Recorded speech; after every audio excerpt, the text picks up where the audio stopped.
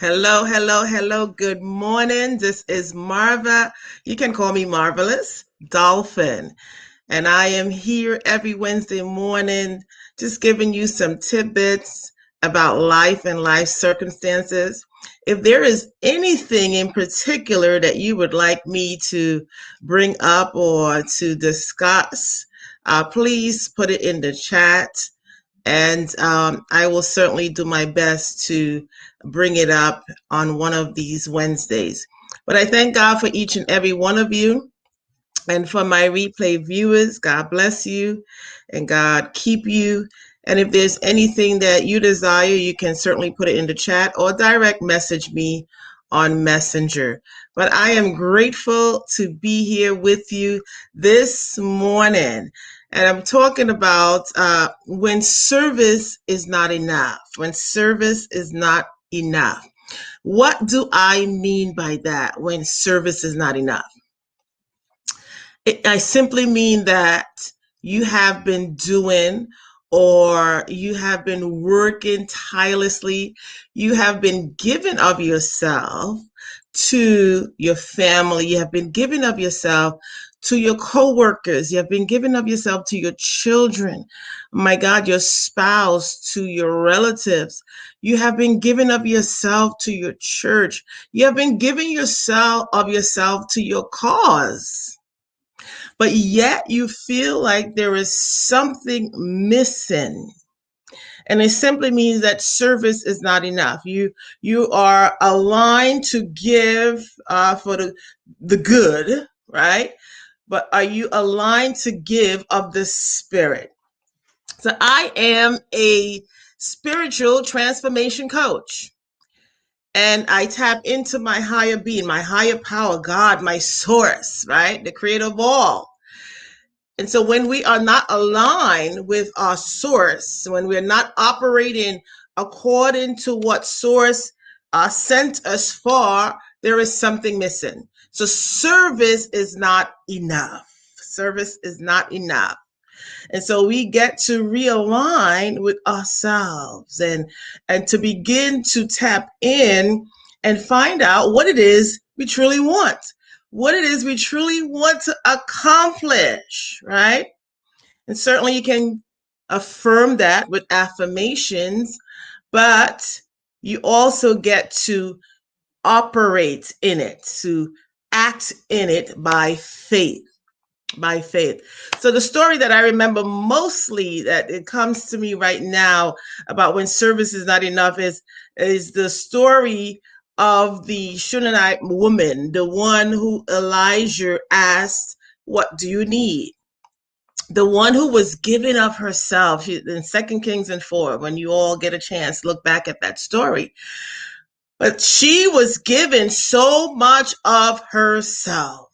She gave of herself to her husband, to his workers, to his friends, to keeping the home, to maintaining a home for the man of God to come and rest and to be at peace. So she was just pouring out all of this energy to make others happy. Yet there was something missing, and Elijah knew that. He knew that something was missing, right? He saw that there was that zeal that was missing. Yes, she was very cordial. Yes, she was open to a clean house and accepting him to come on in and rest and dwell and gave him food. But there was something missing in her. And in gratitude of her service to him, he said to her, "What can I do for you?" And she says, "I'm okay." And Elijah pressed even the more. He says, "I want to do something for you. What is missing in your life?" What is missing in your life? What is missing in your life? And he looked and he saw, and he understood what was missing in her life. She did not have any children. That was truly missing in her life. And he found a way to speak life into her so that she could receive the gift that she was about to birth. Isn't that amazing? That even beyond children, we all have a gift that we get to birth. We have many gifts that we get to birth when we truly give it the time of day, when we truly accept it, when we say, yes, I understand that I am spiritually aligned to accomplish this big God-sized project. And so, yes, the woman surrendered to what she really wanted, which was a child. And she became pregnant, had the child, the boy grew. She birthed the child, of course, and he grew up. And his story went on to say one day he was in the field with his father and he got this major headache and died. And so the woman decided she was going to go back to Source, who gave her that gift, to ask, why did you take it away? And sometimes we don't go and ask. We are afraid to ask. I don't know. You can let me know. Is it shame why we are afraid to ask, or why we are afraid to even tell why we are, how we're feeling, or why we're experiencing something when we do want to share, but for whatever reason we don't share? Is it shame? Because oftentimes when we meet someone, we meet a friend and say, how are you doing? He says, I'm okay. I'm all right. Thanks for asking, right? But we don't really tell them what is going on. We don't release. So is it shame, or is it that we think the person don't have the time, or they won't value what it is we're saying? I don't know. Let me know. Is it shame, right? Or is it inexperience? Do you feel like the person does not have the experience, right, to handle the problem? You know, sometimes you call a company and you know clearly that the person on the other end will not be able to handle your problem. The energy is not aligned. The conversation is not aligned. You just know it's not going to go well. So oftentimes, you know, you should just end that call, of course, in a nice way, by telling the person, you know what, I will call back another day. Or not another day, because you're going to call back immediately after, but say, I am going to call back. That's all you have to say. You know, thank you, but I'm going to look at something and I'm going to call back. So I get to do this one more time with somebody else, of course. And he said, thank you. Have a great one. And then when you dial back, you get this great person, I believe, who might be in sunshine land, who might be where the sun is beaming down, might be in the Caribbean, might be in Hawaii, might be in Florida, might be in California, might be somewhere where the sun is beaming down. Because when they answer their phone, they're like, hi, how are you? Right? They're so excited to connect to you. And then they said, what do you need? I am here to help you. And certainly they had the goods to help you.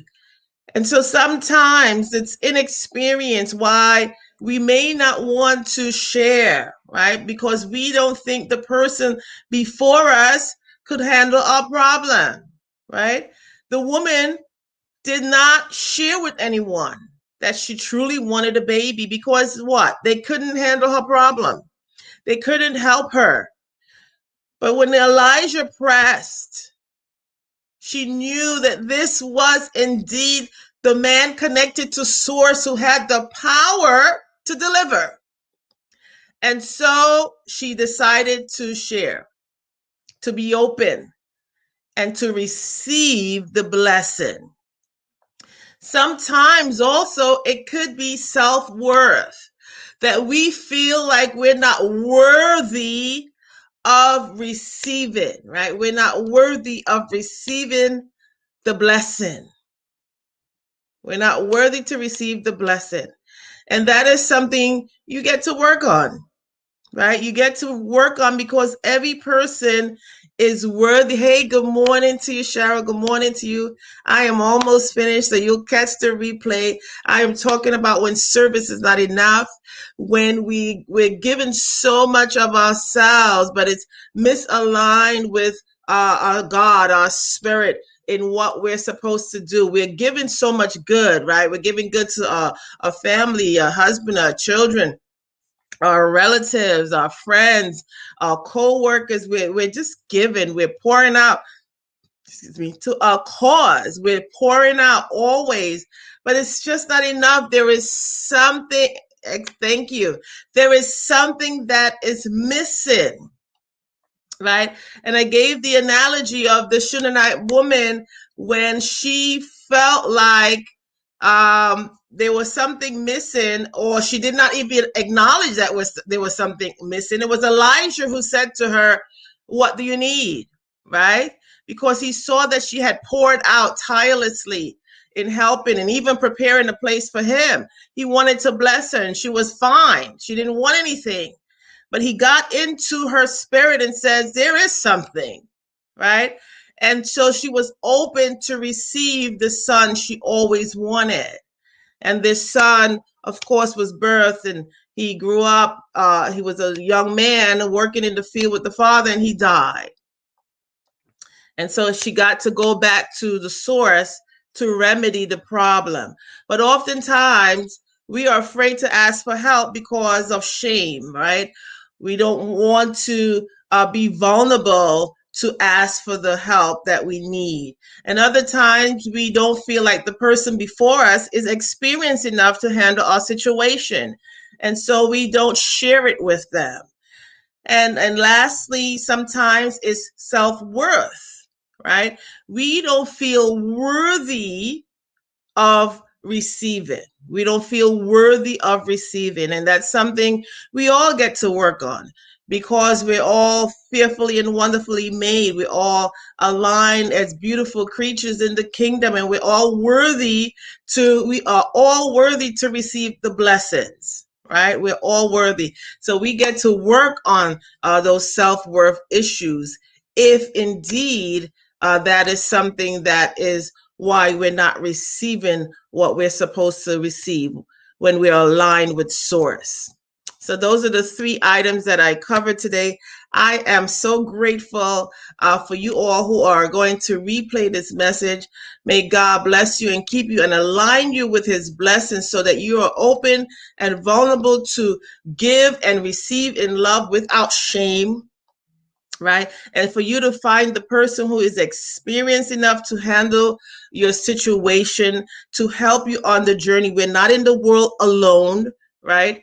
We're here, and there are people out there to support us, to get us where we need to get, right? And then lastly, we are all worthy. We are all worthy to receive the blessing. So pouring out in service is not enough, but we have to pour out in spiritual alignment, as we have so been called to deliver, right? So it's not just doing good. Are we doing good for the kingdom? So we thank God for all these blessings and these nuggets today. And as you replay it, if there is something that you need, message me. If you need me to connect to you, just do a number 1, saying I am number 1 and I am worthy of it. Whichever direction, God bless you. Have an amazing day. And don't forget to live, love, laugh, and launch into your opportunities. God bless you all and have a great one.